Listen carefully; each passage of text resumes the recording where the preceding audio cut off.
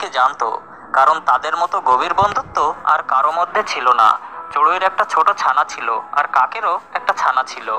চড়ুইয়ের ছানা ও কাকের ছানা, তাদের দুজনের মধ্যেও খুব ভালো বন্ধুত্ব ছিল। কাকবন, কাল তুমি আমাদের সবার জন্য খাবার খুঁজেছিলে, আজ আমার পালা। আজ আমি তোমাদের সবার জন্য খাবার নিয়ে আসবো, আর সবাই মিলে মজা করে তা খাবো। ঠিক আছে চড়ুই, তুমি যাও, আমি তোমার ছানার খেয়াল খুব ভালোভাবে রাখবো।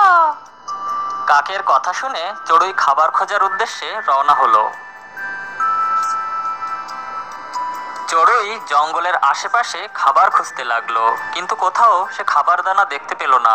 তখন সে খুব চিন্তিত হয়ে গেল আর বলল, আরে, আজ তো খাবার মতো কিছুই পাচ্ছি না। মনে হচ্ছে আজ জঙ্গলের বাইরে গিয়ে দানা খুঁজতে হবে।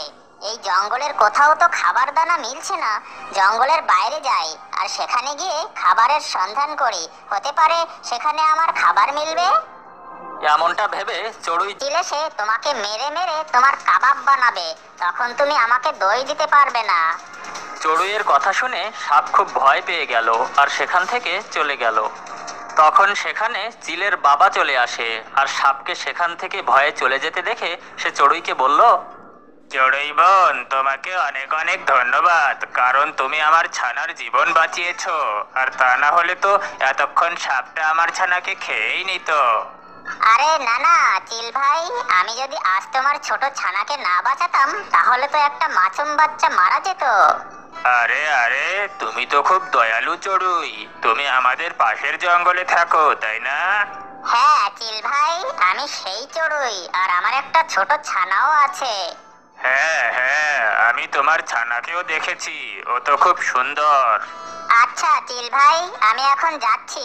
আমাকে এখনো খাবার জোগাড় করতে হবে, কারণ ওদিকে আমার কাক বন্ধু আর আমার ছানা আমার অপেক্ষায় পথ চেয়ে আছে। এই বলে চড়ুই সেখান থেকে চলে আসে। আর কিছুক্ষণ পর সে খাবারে ফিরে আসে, আর তারা সবাই মিলে খুব আনন্দে সেই দানা খেয়ে তাদের পেট ভরায়। পরদিন যখন কাকের দানা খোঁজার পালা আসলো, তখন কাক চড়ুইকে বলল, চড়ুই বোন, আজ আমার খাবার দানা আনার কথা, এজন্য আমি খাবার জোগাড়ের জন্য বের হচ্ছি। তুমি আমার ছানার খেয়াল ভালোভাবে রেখো। হ্যাঁ হ্যাঁ কাকবন, আমি তোমার ছানার খেয়াল খুব ভালোভাবে রাখবো। তুমি নিশ্চিন্তে খাবার দানার খোঁজে যেতে পারো। চড়ুইয়ের কথা শুনে কাক দানা আনার জন্য বের হলো। আর তখন চড়ুইয়ের সামনে তার ছানা আর কাকের ছানা খেলা করছিল। আর তখন হঠাৎ করে চড়ুই পাখি ঘুমিয়ে পড়ল। আর তারা দুজন খেলতে খেলতে সেখান থেকে চলে গেল, আর তারা উড়তে উড়তে জঙ্গলের বাইরের দিকে যেতে লাগলো। আর এই খবর চড়ুই জানতই না। তখন কাক আর চড়ুইয়ের ছানা খেলতে খেলতে সেই চিলের এলাকায় চলে আসে, আর এক গাছের ওপরে গিয়ে বসে। তারা দুজন জানতো না যে এটা চিলের এলাকা, এখানে চিল থাকে। তখন চড়ুইয়ের ছানা কাকের ছানাকে বলল, বন্ধু কাক, আমার খুব তৃষ্ণা পেয়েছে, আমি একটু পানি পান করে আসি। ততক্ষণ তুমি এখানে থাকো, কোথাও যেও না আবার। আমি এই যাব আর এই আসবো। এই বলে চড়ুই ছানা পানি খাওয়ার জন্য সেখান থেকে চলে গেল, আর কাকের ছানা ওখানে দাঁড়িয়ে চড়ুইয়ের ছানার জন্য অপেক্ষা করতে লাগলো। ঠিক তখন এক চিল উড়ে সেদিকে আসছিল। তখন সে দেখলো এক কাকের ছানা গাছের ওপর বসে আছে। তখন চিল বলল, আরে বাহ, এই ছোট কাক ছানাকে এখানে কে নিয়ে এলো? মনে হচ্ছে আজ আমার শিকার খোঁজার কোনো প্রয়োজনই নেই। এই ছোট কাক ছানাকে খেয়েই আজ আমার ক্ষুধা মেটাবো। যাই, তাড়াতাড়ি এই বেটার কাছেই যাই, আর একে আমার ভোজন বানাই। তখন চিল উড়তে উড়তে কাক ছানাকে খাওয়ার জন্য ওর কাছে এলো, আর ওকে শিকার করে খাওয়া শুরু করে দিল। কিছু পরিমাণ খেয়ে চিল সেখান থেকে চলে গেল। কিছুক্ষণ পর যখন চড়ুই ছানা পানি পান করে ফিরে এলো, তখন সে এসব কিছু দেখে খুবই ভয় পেল। আরে আরে, কাক ছানাকে কে খেয়েছে এমন নিষ্ঠুর ভাবে? আমি কাক আন্টিকে গিয়ে কি বলবো?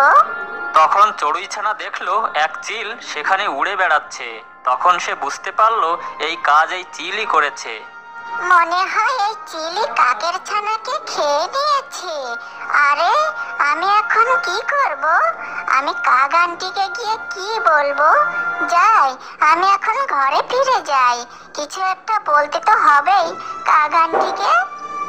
তখন চড়ুই ছানা তার বাসায় ফিরে এলো আর সে দেখলো কাকছানার মাও আছে সেখানে।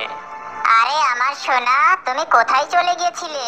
তুমি জানো আমার কত চিন্তা হচ্ছিল, আমাকে তো একবার বলে যেতে পারতে। হ্যাঁ চড়ুই ছানা, আর হ্যাঁ, আমার ছানা কোথায়? ও তো তোমার সাথেই গিয়েছিল, তাই না? তখন চড়ুই ছানা খুব ভয় পেয়ে গেল আর ভয়ে ভয়ে বলল, আরে কাক আন্টি, আমি তোমাকে কি বলবো, আমাদের সাথে খুব খারাপ ঘটনা ঘটেছে। চড়ুই ছানা, কি হয়েছে তোমাদের সাথে? তাড়াতাড়ি বলো, আমার ছানা কোথায়? তখন চড়ুই ছানা একে একে সব ঘটনা কাককে খুলে বলল। এই ঘটনা শুনে কাকের তো পায়ের নিচ থেকে জমিনই সরে গেল। আরে আরে দেখো চড়ুই, তোমার ছানা এসব কি বলছে? আমি তোমার কাছে আমার ছানার দেখাশোনার ভার দিয়ে গেছিলাম, আর দেখো এসব কি হয়ে গেল। আরে কাকবন, এতে আমার কোনো ভুল নেই। আমার চোখ তো একটু বুঝে এসেছিল, আর আমি কিছুই জানতাম না যে এরা দুজন কখন এখান থেকে চলে গেছিল। কাক তখন রেগে ফায়ার হয়ে সেখান থেকে চলে গেল আর এক গাছের ডাল